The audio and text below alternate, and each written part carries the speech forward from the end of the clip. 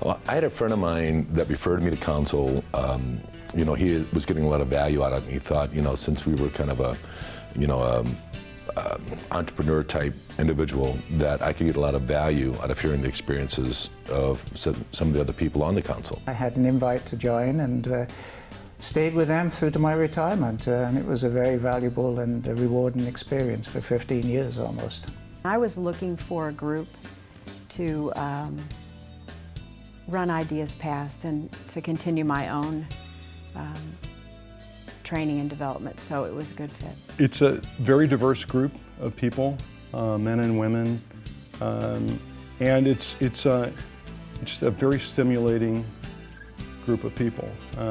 Different backgrounds, some are engineers, some are business people, some family business, some managing businesses, but coming together from a number of different areas, and it's extremely stimulating. The whole concept of giving information and receiving information, and I found it just absolutely wonderful. It's a chance just to, I wouldn't say relax, but to let go a lot of the sort of tension and stress you feel in your own business, to relax with a group of people and discuss issues that you don't have to spend a lot of time preparing about, that you speak in a very frank and open and cooperative manner.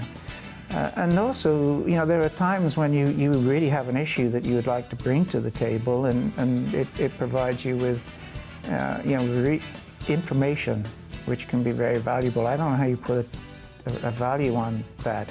You know, if you get one idea a year, it's worth a lot. So it's more than just a business support group, it's a personal support group, or at least it has been for me over 20 years. So the only reason I dropped out is because I turned the company over to my children, and I'm no longer the president of the company, or I would still be involved.